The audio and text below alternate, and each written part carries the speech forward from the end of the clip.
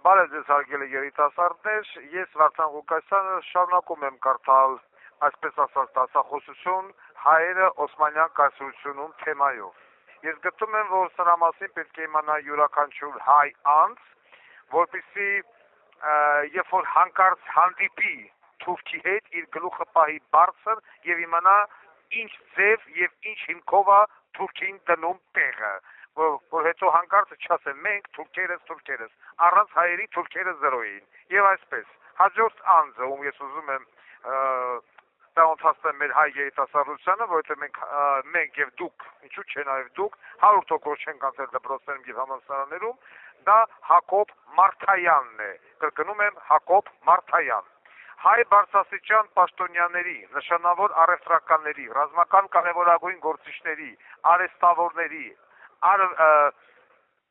արհեստավորների եւ նախարարների ազգային պատկանելության մասին տեղեկությունները սահմանափակելուն զուգահեռ թուրքերն այսօր ամեն կերպ աշխատում են թաքցնել նաեւ այն փաստը, որ լատինական այբուբենի հիման վրա թուրքերեն տառերի ստեղծման համար իրենք պարտական են հայազգի ականավոր գիտնական Հակոբ Մարթայանին։ Մարթայանը ծնվել է 1895 թվականի մայիսի 22-ին Ստամբուլում Վահան Մարթայանի ընտանիքում։ Վաղ տարիքում Հակոբը գիտեր հայերեն, անգլերեն եւ թուրքերեն։ Ամերիկյան քոլեջում ուսուցանելու տարիներին նա սովորում է նաեւ իսպաներեն եւ հունարեն։ Հետագայում տղան ուսումնասիրում է լատիներեն, գերմաներեն, ռուսերեն եւ բուլղարերեն։ 1915 թվականին Հակոբն ավարտում է Ստամբուլի ամերիկյան քոլեջը եւ զորակոչվում բանակ։ Առաջին աշխարհամարտի տարիներին Մարթայանը ծառայում է տարբեր ռազմաճակատներում։ Սկզբում նրան ուղարկում են Կովկասյան ճակատ, բայց քանի որ այդտեղ մեծ անվստահություն կար հայ զինվորների հանդեպ, շուտով Հակոբին տեղափոխում են Սիրիական ճակատ, որտեղ կռվում էին թուրքերն ու անգլիացիները։ Հենց այդ նույն ճակատում է տեղի ունենում այն միջադեպը, որը հետո փոխելու էր Մարթայանի կյանքի ընթացքը։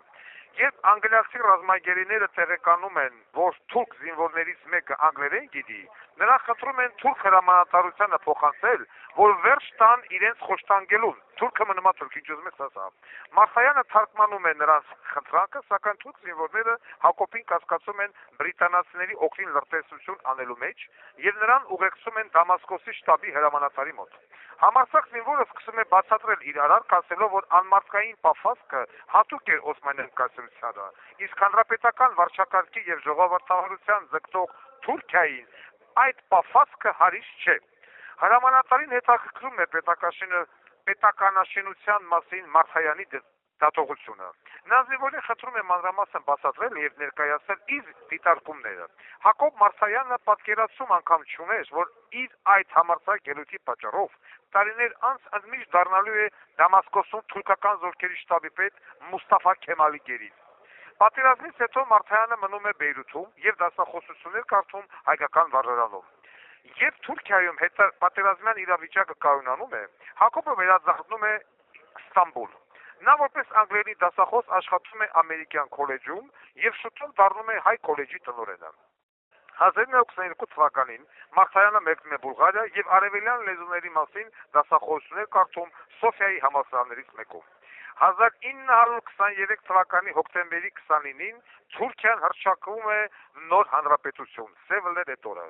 Օսմանյան կայսրության անկումից հետո Թուրքիայի հանրապետության առաջին նախագահ Մուստաֆա Քեմալը մշակույթի եւ կրթության ոլորտներում նոր բարեփոխումներ է ձեռնարկում եւ հիմնում է Թուրքիայի լեզվագիտական ընկերությունը։ Լեզվամշակութային բարեփոխումների սկզբնափուլում Քեմալը Բուլղարիայի Ստամբուլի հրավիրում իր վաղեմի ծանոթ պրոֆեսոր Հակոբ Մարթայանին, որպեսզի վերջինը ստանձնի թուրքերեն տառերի ստեղծման պատասխանատու գործը։ Խնդրեմ։ Հակոբը չի ընդունում այդ հրավերը, սակայն Քեմալը շարունակում է պնդել, սպառնալով, որ հակառակ դեպքում ինքը կարգելի հայրենի գործածությունը Թուրքիայում։ Մարթայանը ստիպված ընդունում է առաջարկը, գիտակցելով, որ մայրենի լեզուն կորցրած հայերը շատ կարճ ժամանակում կկանգնեն կրոնափոխ արվելու վտանգի առջև։ Հակոբի հսկայական գրադարանը Թուրքիայի նոր մայրաքաղաք Անկարա տեղափոխելու համար նախագահը Քեմալը հատուկ հանձնարարականներ է տալիս, որից հետո պրոֆեսորը վերադառնում է Թուրքիա եւ կատարում Քեմալի հանձնարարությունը։ Վճռորոշ է դառնում Քեմալի 1928 թվականի ելույթը Ստամբուլի Գյուլհանե այգում։ Նա հայտնում է թուրքերեն տառերին անցնելու իր որոշման մասին։ Արաբական տառերը թուրքերեն տառերով փոխարինելու նպատակը նախագահը այսպես է հիմնավորում իր ելույթում։ Թուրքիայի քաղաքացիներ, մեր սքանչելի լեզվի համար, թե դե լեզվի իջնա սքանչելի ես չգիտեմ, մենք պետք է նոր այբուբենը կիրառենք, պետք է վերջապես ձերբազատվենք անհասկանալի նշաններից, որոնց երկաթե մամլակների տակ ճզմվել է մեր միտքը, քաղաքացիներ, անմիջապես ձեռնամուխ եղեք թուրքերեն տառերը սովորելուն, համարեք նա հայրենասիրության բարձրագույն դրսևորում։ Այդ ելույթից հետո Մուստաֆա Քեմալը համարվում է արդի թուրքերենի առաջին ուսուցիչը։ Երբ արաբերեն տառերը փոխանցվում են թուրքերեն տառերով, բոլոր բարձրաստիճան պաշտոնյաները պարտավորվում են քննություն հանձնել հենց այդ տառերով։ Քեմալի հաջորդ բարեփոխումը դառնում է ազգանունների մասին օրենքի ընդունումը։ Բանն այն է, որ մինչ այդ օրենքի ընդունումը թուրքերն ունեին միայն անուններ, որոնց հետ օգտագործում են իրենց տիտղոսները՝ Բեյ, Էֆենդի, Փաշա եւ այլն։ Դա դժվարացնում եւ նույնիսկ անհնարին էր դարձնում բնակության հաշվառման գործընթացը։ Ազգանունների մասին օրենք տվյալից հետո Քեմալը Հակոբ Մարթայանին ուշադրություն շնորհում է Դիլաչար ազգանունը, որը թուրքերենից թարգմանած նշանակում է լեզու բացող։ Դիլաչարն էլ, այսինքն Հակոբ Մարթայանը, իր հերթին Մեջլիսին առաջարկում է Մուստաֆա Քեմալին տալ Աթաթուրք ազգանունը։ Այսինքն Աթաթուրկը դա հայն է դրել դրա վրա, ինչը նշանակում է թուրքերի հայր։ Իրականում Աթաթուրքի ընդունած այդ օրենքը այլ նպատակ ուներ։ Մինչ այդ Թուրքիայում ապրող բոլոր էթնիկ փոքրամասնությունների ներկայացուցիչներն իրենց անվան հետ օգտագործում էին ազգային պատկանելություն ընդգծող մականուններ։ Քեմալի ընդունած օրենքից հետո բոլորը ստիպված եղան հրաժարվել իրենց մականուններից եւ թուրքական ազգանունները ազգանուններ վերցնել։ Չնայած Քեմալի մշտական վերահսկողության տակ գտնվելուն Հակոբը շարունակում էր հնարավորինս օգնել իր ազգին։ Նա վերադառնում է Բեյրութ եւ մինչեւ 1932 թվականը զբաղեցնում է Բեյրութի հայկական վարժարանի տնօրենի պաշտոնը։ Սիրիայում Մարթայանը հիմնում է լույս շաբաթաթերթը, այնուհետև նա մեկնում է Բուլղարիա եւ հիմնում Ռահվիրա եւ մշակույթ թերթերը։ Շարունակում է հոդվածներով հանդես գալ հայկական մամուլում, հրատարակում իր առաջին հեղինակային գիրքը։ Նույն թվականին Դիլաչարը Աթաթուրքի հրամանագրով դառնում է Թուրքիայի լեզվաբանների միության գլխավոր մասնագետը եւ նախագահի խորհրդականը լեզվամշակութային գծով կտրել։ 1936-ից 50 թվականներին Մարթայանը դասախոսներ է կարդում Անկարայի համալսարանում։ 1942 թվականին պրոֆեսոր Դիլաչարը, այսինքն Մարթայանը, դառնում է նաև թուրքական հանրագիտարանը ստեղծող խմբի ավագ խորհրդատուն, ապա հանրագիտարանի գլխավոր խմբագիրը։ Նա մի շարք գիտական աշխատությունների հեղինակ է, որոնցից է լեզուներ եւ լեզվաբանություն աշխատությունը, որտեղ խոսվում է հայերենի զարգացման տարբեր փուլերի եւ թուրքերենի վերաբերող մի շարք մենագրությունների մասին։ Հետաքրքիր է, որ 1974 թվականին Կարապետ Պալյանների ուշադրություն, սա հայտնի ճարտարապետների ընտանիք է եղել Թուրքիայում, Կարապետ Պալյաններ կամ Բալյաններ, կառուցած Դոլմաբախչե պալատում, իմիջիալոց թուրքական սուլթանների եւ Օսմանյան կայսրությունում բազմաթիվ ճարտարապետական կառույցներ, դպրոցներ, եկեղեցիներ, պալատներ, համալսարանները կառուցել է հենց իմեննո Կարապետ Պալյան կամ Պալյանների ընտանիքը։ Եվ այսպես կառուցած Դոլմաբախչե պալատում օտարերկրյա բարձրաստիճան դիվանագետների եւ ռազմական գործիչների հետ անցկացվող ճաշկերույթի ժամանակ Աթաթուրքը յուրաքանչյուր ազգի ներկայացուցիչի առաջարկում է որևէ երգ կատարել իր մայրենի լեզվով։ 2 տասնյակ լեզուների տիրապետող Հակոբ Մարթայանն այդ ճաշկերույթի ժամանակ հայերեն երգում է Զորավար Անդրանիկի նվիրված երգը։ Հակառակ սխալ տարածված կարծիքի, թե Մարթայանը ծառայել է Թուրքիայի Հանրապետության շահերին, հարկ է անպայման շեշտել այն փաստը, որ Մուստաֆա Քեմալի անցկացրած բարեփոխումների արդյունքում Թուրքիայում խիստ վտանգի եւ նույնիսկ ոչնչացման եզրին էր հայերենը։ Քեմալը նպատակ ուներ բոլոր օտար լեզուները հանելու գործողությունից, ինչի համար էլ արաբական տառերը ստիպողաբար փոխարինել տվեց լատինատար թուրքերենով։ Ողջ կյանքը օսմաներենի, ապա նաեւ թուրքերենի ուսումնասիրությանը նվիրած Հակոբ Մարթայանի համար հայերենն աշխարհի ամենահնչեղ ու գեղեցիկ լեզուն էր։ Իսկապես, իրապես հանճարեղ գիտնական Մարթայանը գիտակցել էր, որ հայերենը վտանգված է եւ ոչնչացման եզրին է։ Ահա թե ինչու է նա համաձայնել ստեղծել արդի թուրքերենի տառերը։ Նա հավասարապես կանոնակարգել է թե այլ մտահայերեն, թե թուրքերենը պահպանելով երկուսի լեզվական անաղարտությունը։ Թուրքերեն տարերը ստեղծելով Մարթայանին հաջողում է անձեռնմխելի պահել հայրենը։ Նա իր ողջ կյանքի ընթացքում պայքարել է հայոց լեզուն եւ հայկական ինքնությունը չկորցնելու համար։ Մեծագույն լեզվաբան եւ թարգմանիչ, պատմաբան եւ գրականագետ, մանկավարժ եւ բարեփոխիչ, ժամանակակից թուրքերենի տարերը ստեղծող պրոֆեսոր Հակոբ Վահանի Մարթայանը մահանում է 1979 թվականի սեպտեմբերի 12-ին Ստամբուլում եւ թաղվում Շիշլիի գերեզմանատանը։ Հակոբի մահվան մասին լուրը թուրքական բարբերականներն այդ օրերին ասպես էին ներկայացնում։ Ուշադիր լսեք ստեղ։ Ստամբուլում իր մակարդակում կնքեց Ավանի լեզվաբան Աթիլ Աչարը։ Խայտարակություն։ Թուրքերը պատմության էջերից վերացրեցին մեծ գիտնական Հակոբ Մարթայանի անունը, նրան դարձնելով Աթիլ Աչար։ Ի գիտություն Աթիլ Աչարը դա Հակոբ Մարթայանն է։ Էդել թուրքերի հերթական բոզիթողությունը եւ այսպես ամփոփում Օսմանյան կայսրության հետո ներ Թուրքիայի Հանրապետության պետակաշինության կարևորագույն ոլորտներում հայերի ունեցած անչափելի ավանդի մասին կարելի է խոսել շատ երկար։ Հայերը գրեթե 700-ամյակ Օսմանյան կայսրության ստեղծումից մինչև օրս շարունակում են ապրել եւ արարել Թուրքիայում։ Էթնիկ փոքրամասնությունների հանդեպ թուրքերի վարած ագրեսիվ քաղաքականությունը գրեթե չփոխեց այդ հարյուրամյակների ընթացքում։ Նրանց ոչ մարդասեր լինելը դրսևորվեց հատկապես 1878-ից, երբ հայերի կոտորածն իրականացրվեց արդեն բացահայտ կերպով։ Սուլթան Աբդուլ Համիդի իրականացած էթնիկ զտումների Օսմանյան կայսրության վերջին հարվածն էին հայերին, որը պիտի շարունակվեին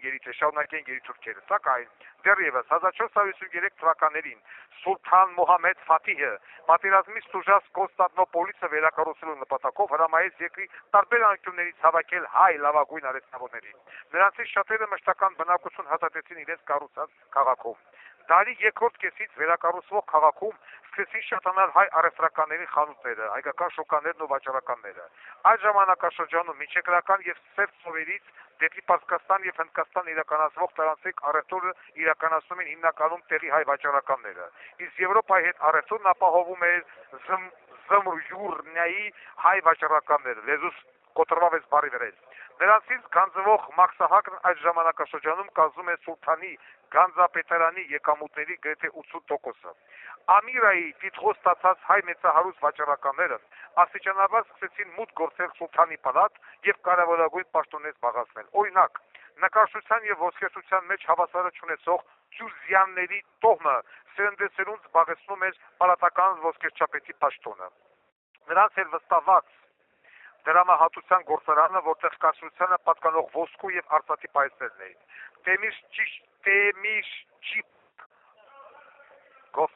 Տեմիշ Չիպաշյան տոհմին էին վստահված նավաշինական ընկերությունների եւ թնդանոթների զուլման արտադրամասերի